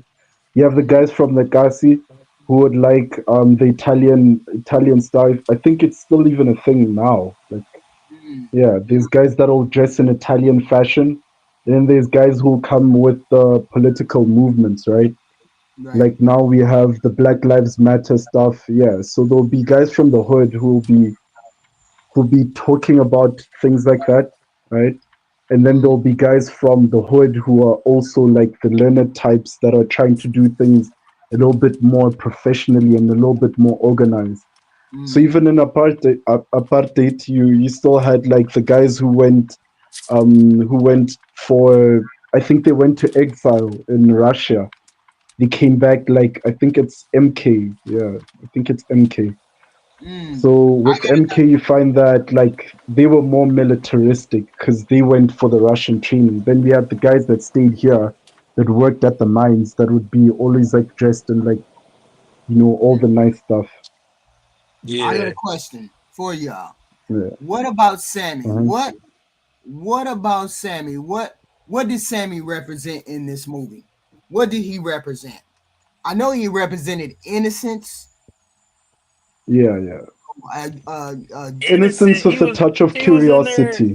He was in there eating a married woman cootie cutter. That boy wasn't innocent. He was in there. Yeah, Yes, yeah. suck on it like you He don't went want its straight for milk. munching. He was the soft guy. And he told her, she say, I walked here. Let me wash up. He like, nah, I want some stank on it. Give me that, Nah, give me that thing with some stank on it. I want it like that. I ain't gonna lie. That's what It he be like said. that sometimes. Shit. he He but like, I He need it he went right straight for now. the munchin. Like everyone is thinking that this man is smashing. This man was just eating it the whole time. he's a he was an innocent. How old was Sammy in this movie? Sammy Uh, wasn't that old, maybe 15, 16. I think he was supposed to be like an 18-year Nah. old type shit. I think he was like a Yeah, legal young yeah. adult. Mm, mm. Uh, I and mean, I because think I knew he, he was young. He was young. Okay, Sammy became a man that night. Y'all stop. I But think I he, mean, he played the role. He was so very, he had the moral Yeah, compass. He His morals I remained. think he was kind of like he was kind of a secondary antagonist. He was the hero. He was the guy you were vouching for, right? He had, I think it's the curiosity that draws people to Sammy, because yeah, he didn't want the safe church life. He rejected every time his dad would ask him, like, hey man, do more in the church, be part of the community. And he's like, no, I want to go somewhere else. I want to, see Mm, what this music thing can do for me. I don't want to be sharecropping and all of this the whole time. Yeah, you know see what? so Sam, everyone has that aspiration, right? We're always going for, Sammy sorry? represented individuality Hmm. and taking your own path, Right. and he also represented culture. Yeah, He yeah, didn't want to be the exactly. church culture, Hmm. and he wanted to. He was the new breath of the Delta. He was the new.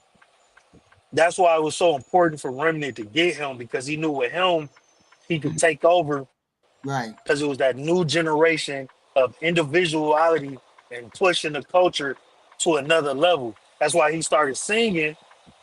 We seen the past, Yeah, future, and the present, because he was the next page in Mm, progressing yeah, that.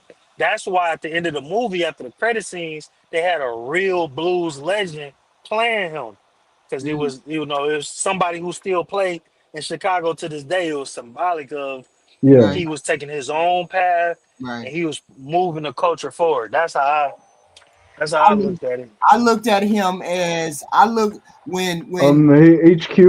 protect. Here's another. Huh? Wait a minute. Here's another. Hold Sorry, on. sorry, HQ. Here's another thing before it disappears here. My favorite part was him not letting go of the guitar at the end with his dad in that church. Yeah, and then them showing him playing at the end, like at the end where he has the scar and he's Hmm. playing at a concert. It's that, like, there is success at the end of the road. Like, if you just hold on to that dream through Right. everything that you've been through, yeah, Right. you hold on to your dream and you achieve. That's why Sammy is ultimately the hero, right? Yeah. I thought of Shit, Sammy. I that th- guitar saved his life. yeah, that guitar. I thought of Sammy Yeah, as I when Smoke. You remember in every part of every time Smoke and Stack got to talking to Sammy personally, they were trying to shield him or try to protect him or try to Yeah, from the harshness of reality. I thought of him. yeah, I almost thought of him as their little brother of them trying to protect him from the world.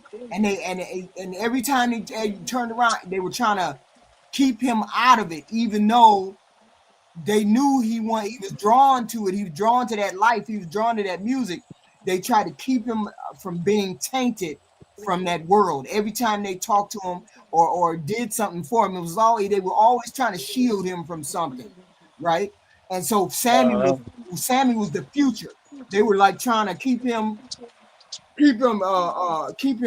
his future or keep him alive for the future because he sort of inspired. He was like he represented a future for Stack and Smoke.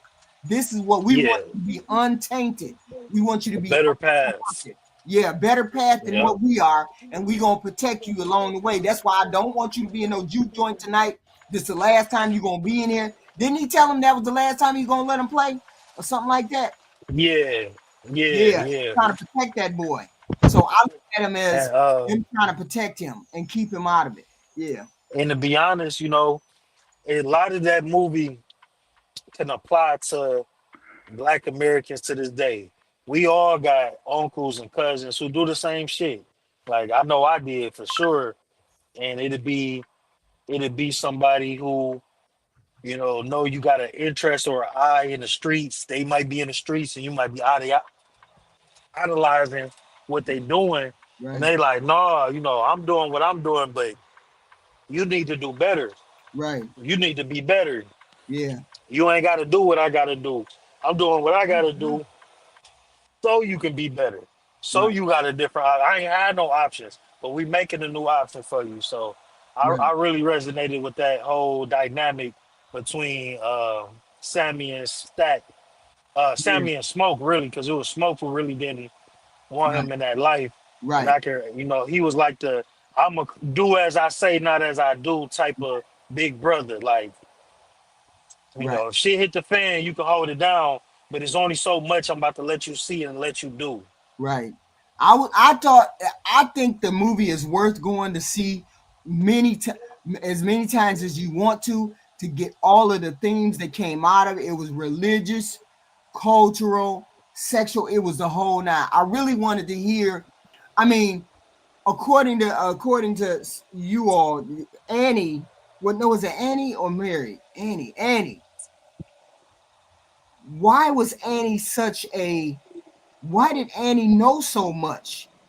That's a question. You know what I'm saying? Why did she know so much? Why did she know to take the garlic? Why did she know to do the holy water? Why did she know all of these things and nobody else? I Why think was why was that specifically her who did this was about? I think she represented keeping, you know, respecting the ancestors and keeping tradition through all the changes that we go through.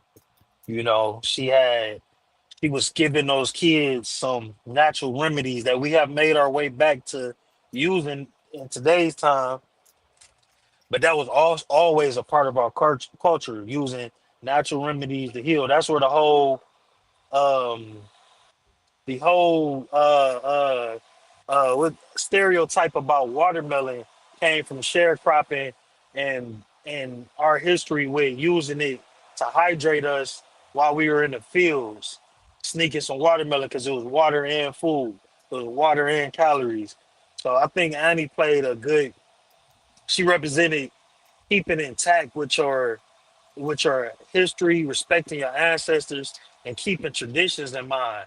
And everybody who encountered her smoking stack represented, you know, how we do kind of turn our back to that, like, oh, get that hoodoo shit out of here.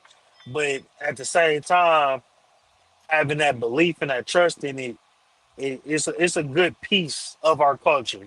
And I think she was the anchor to Oh, to the real primal days. right. Wow. I was like, you go head on, and I was glad that she was the one who knew how to keep them safe. Well, now that other Yeah, guy, who was the guy that drunk? The man, drunk. that's my man's.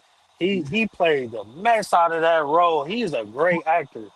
I forgot his damn name. I forgot his name too, but he been in everything. And he always been a great actor. He played the mess out of that role. Kodo When he Kodo. started Yeah.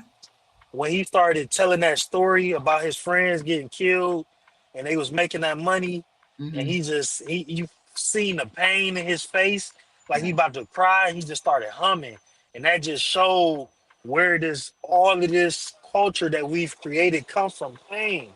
He just started humming, and Sammy started singing. They transformed that pain in real time into art, Mm.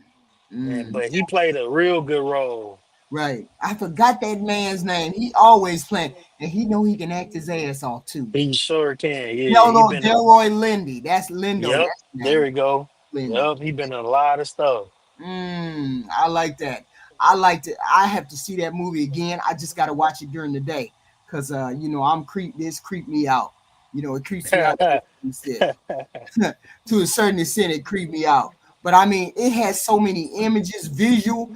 But when they did that music, when that music was changing from old to new to old, Yeah, old to new, that yeah. that was powerful to me. That was powerful to me. I was like, what the hell is going on? What am I feeling? Am I feeling the past? Am I feeling, my ancestors? Hmm. Am I feeling my future? I just couldn't put my oh Lord, what's going on? What's going on with this doggone? What's going on with this music? And I was like, they blended it so well, and Sammy's voice, and then the girl, the wife that was singing. Yep. I said, you go ahead on, girl. Go ahead on. Yes. Yes, she was fine too, but she did her thing, and it was a beautiful celebration of culture.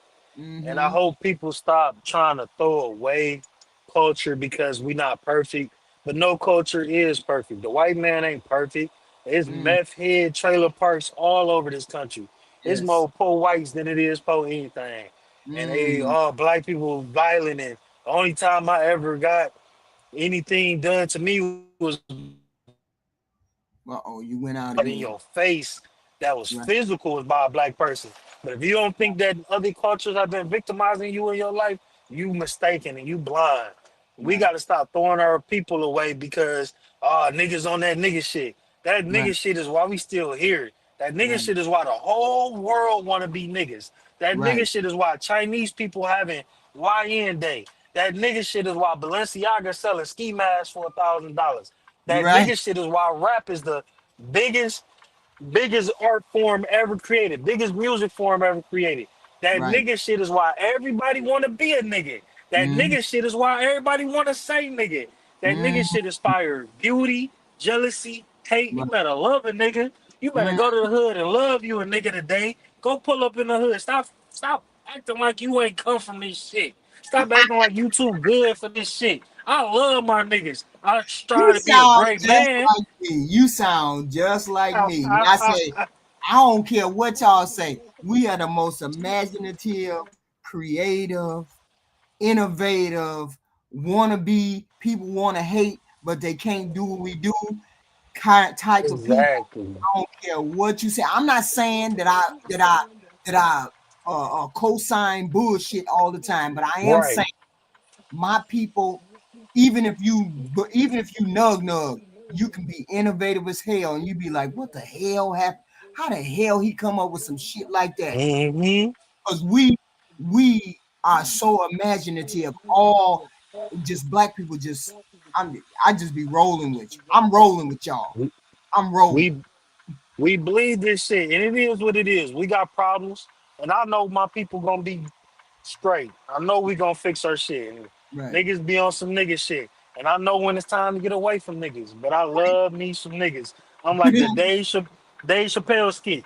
Nigga. It's cool, man. Like everybody wanna be us for a reason. Right. And we gotta stop throwing our people away and throwing our culture away, man. Like that shit, it's the summertime. I can't wait to pull up to the park and see my niggas doing nigga shit. Cars everywhere, music, barbecue, little day drinking. It's cool. You ain't got to do that all the time, and Right. it's a balance to it. But Right. we gotta stop acting like because we gonna take our culture for granted, and you gonna have a white vampire coming trying to steal your shit. You taking it for Ooh, granted. ooh, You gonna stop go it. right along with it. You Stop gonna it. let them bite you because you like I don't want to be on this nigga shit. Boy, You ain't gonna stop fight. it. You better Nah, you stop better. that. How you tie You that back in? How you tie that you back like in? that? You Yeah, like that? yeah, yeah. I'm on some nigga shit tonight. Oh hell Yeah. no. Well, How it's you tie Friday that night back in too. there? How do you tie that back in there, bro? I got Yeah, because it's the real. It's the you. real. That shit was real. Ryan Coogler is an intelligent nigga. You hear him talk? He talk like he about to gang bang and throw a blue rag in the sky. But he Mm, intelligent in the mud. And he be like, yeah, cuz, so we set the 75 millimeter, then we did that shit, then you know what I mean? Like that mm, nigga talk like a West Coast gang banger, intelligent mm. as hell. It's Right, just you can't, it's a whether we like it or not, it's a part of who we are as a people. It's right, bigger than nigga. That's right. the word we say. It's ghetto. It's hood. It's us, and it's the essence of being able to be a golden brick in the middle of a whole bunch of shit. It's the We it's the it's the thing that people been trying to take forever. That's where the whole movie come from. They want our essence. They want who we are. They want to know why the sun don't kill us. Why we don't burn up in the sun. right. Like it's Mm, just it is what it is. right. Drink some Hennessy tonight. I know that's right. I know that's right. Give me your final thoughts. Give me your final thought. This was good. This was good. I gotta actually go see that movie again because I'm inspired to see it again. I want to see some more things. I want to see some more stuff that maybe I didn't see, maybe I missed. What was Delroy Lindo? What he actually was talking about? What he was saying? You know, he was easy to dismiss because he was a drunk, but you had to listen to the things that he was saying. Listen to the things that he was saying. The the father in the church, listen to the things he was saying. Sometimes when you play with the devil follow you home. Okay, Hmm. got That's that. real. Sammy represented mm, the future of black folks. Hope. He held on to that. He held on to the tradition. He held on to that guitar. He made it through. The way Stack and Smoke try to protect that boy. You the future. We got to protect you. We know we on some fuckery. We know we on some bullshit. But we here to protect you. But we don't want you to do what we do. We want you to have a better path. Wow. And then Annie, Annie was the best informed. She is a living memory of people who survived, and every attempt was made to erase us. She kept those memories alive. She was the one who had the memories. She was the one who kept. She was a living Bible or a living book of our past. Wow, I like that whole. I like that movie. I just like that movie. Hmm. You know, I love that movie. All of Me those things, too. everything that was in that. Tara, tell me what else you had to say about the movie. And I get it, Tara.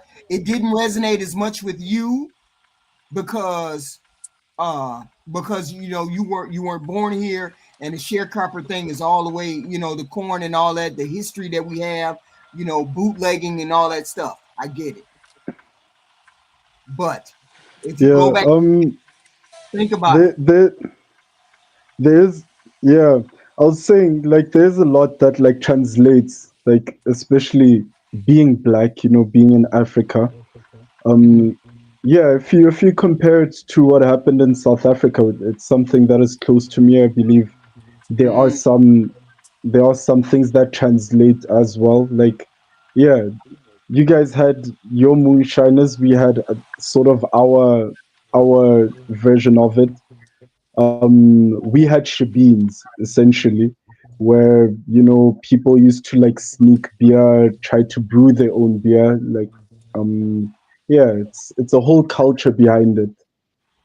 right. So there were things that do translate, but I don't think they used the script to the limit that it could be I used mean, as, you know, and they have like an opportunity. it's They have like an there's opportunity to make more. They have an yeah opportunity to extend that, you know, to extend that whole. yeah yeah It could be a series, or it could be like Tiff saying, No, it could be something extended. I I guess. think Ryan Coogler. So he yeah has a deal. He got a deal like Quentin Tarantino. If you know Quentin Tarantino, he yeah Yeah, has a universe. He got a universe of all these different movies, and I hope he kind of takes that same route. Like a Sinners sequel would be cool, but you mm, don't got to do that. You can still speak these messages through different type of movies in right, different type of time periods and scenarios. I think he's shown with this movie that he got the talent to be able to tell these type of stories and right, all type of different shit we're not going to expect. right, Our mind is just yeah blown because this our first time seeing it. right. But I think that, so I'm gonna just say my piece before I get out of here. I Okay, think that mm, this movie just broke box office records. The movies have been trash that's been yeah coming out, and right, this movie is saving the mm, movies. And I want black people, black Americans in particular, respectfully, this ain't about no, because we share this experience together. I want y'all to look at what our culture do. Look at how this movie yeah rang bells, and it was nothing but our culture in a under the sheet of a vampire movie. right, That was our culture, yeah and that's what happens when our culture is. We just looked at our culture in its entirety, and see how much money been spent, how many records he done broke, how right, many people talking about this movie, how many people going to see this movie two, three, four, five times. And this is just a small piece that I think Ryan Coogler can do. And this Right. is just a small piece of what we can do when we love each other, love on each other, respect each other, and help each other make this type of shit. Because it ain't just Ryan Coogler, it was his relationship with his brother Michael B. Jordan. Right. Like that type of brotherly bond that we know how to build with each other. We need to put a spotlight on that stuff more, and we need to stop putting such a big spotlight on thoughts twerking at Lululemon or who carjacking who. We take the spotlight off of that. That type of stuff will shrink because that's a small piece of our culture. Yeah. Right. But the biggest piece of our culture is what we can do when we put our mind and our money into something. And look how we supported that black man Right. and how we can support each other. You Right. know, it's just sitting right there for us. Mm. But I That appreciate music. you, HQ. Thank you. I appreciate your perspective. I Mm. mean, you made me think. I thought that that music piece that it affected me. I was the only person that I knew other people would have been affected by it, but I just couldn't put my finger on it. I didn't know how to move. I didn't know how to move when I was listening to it. I was like, I don't know what it's doing to me. It's just touching me. And I'm so and that moment I was like, I'm so fucking proud to be black. I couldn't even I couldn't even, how I couldn't like this is the music, the black music, the culture, all in one. I was like, ugh. And I was in there, I was like Yeah. almost teared up too. I was like, I am so put away by this damn movie. So put away by this damn movie. So Tara, Yeah. give me your final I thoughts on think it. for for me that part, just to comment on that, I believe they had forced it. Like you literally see that this is the showpiece, like in The Great Gatsby, when everything is all nice, he has the big parties at his house. Yeah, I feel like that's the showpiece of it, that this is a celebration. But right. like Ty was saying, the thing is, it seems like they took a lot of concepts that are very popular in like Western culture. It doesn't Mm-hmm. have it doesn't have the real experience that we have of never having had that victory, that complete and utter decimation of the enemy, like as much as they portrayed it that way. Because we Right. can't lie, there's a race that is the bad guy, there's a race that is a good guy, Mm-hmm. and how they interact is not exactly per se something that shows what is actually happening in real life. In real life, a lot of black people died doing such things, like trying to Right. go up against the white man, like him suddenly killing, like that shootout. How many people like did he shoot? Like I think it was like a good 20. Like there was a bunch of cars that were there. The truth is, one person going against 20 people is not going to be like very ideal for the one guy. But Mm. yeah, it was a pretty good movie. The perspective is very interesting. It's just that it's that predictable, and like everything is just put in your face like that. It's like, Right. yeah, it's not nice. It's like they could have given us other characters to actually vouch for that weren't given to us as these are the main guys. These are the guys that get it. And Right. then everyone else just, yeah, they get screwed over. Yeah. Mm. Thank you guys. Thank you for coming up. Both of you. Thank you very much. Thank you very much. Thank you. Thank you. Thank you. Thank you. Thank you. Yeah, y'all. That movie was something else, and Ty Pro got it down. Tara, because Tara's not from United States or born in the United States, he had a little bit of a problem connecting with it, but he understands it. He understands a little bit of it now. Maybe he has some homework he can do. Some homework. This is Ryan Coogler's. Is it Coogler? Coogler's 2025 film called The Sinners, a gothic supernatural thriller set in 1932 Mississippi Delta, sharecroppers, all that. Michael B. Jordan plays the dual roles of Stack and Smoke. Everything was amazing. I want to go see it again.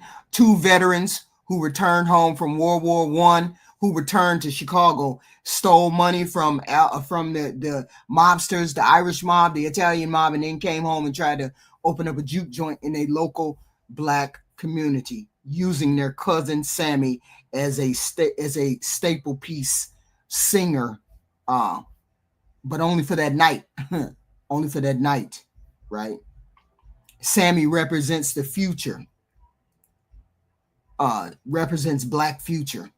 Everything, everything, rich, powerful, colorful. Even the Asians that were introduced into the show, even though they were a part of the culture back then too, they were marginalized groups back then too. So they stuck them in and said, "Hey, we had we had uh, uh, we had suppression with Asian people too. This was a good movie. It was a good movie. People need to go back and see it again. See it again and look at all the themes that they had in there. Sanctuary, Mary, Mary as the represents the white woman that brings about the destruction of black folks. Annie is the Bible, or Annie is the living embodiment of our stories. She knows the history. She brings that into play to save the people as far as she could save the people. The two opposite women, the white looking woman and the totally black looking African woman, and how twins have starkly different love interest. Wow. This is a powerful movie, y'all. I thank y'all. I thank y'all. I thank y'all. We may do another one again, but this is a hot topic for a Friday night. I just wanted to hear some perspectives. I thank you, Ty Pro. I thank you, Tara, for showing up. Thank y'all. Please hit the like button going in and out. Please and thank you guys. I shoot, it's making me want to go back and see it again. See it again tonight. I ain't got nothing to do. What do I got to do? I ain't got shit to do. Maybe, but I doubt it. I got some other things to do. But I thank y'all for showing up. This was a nice discussion. A great discussion. I will see you guys later. Thank you.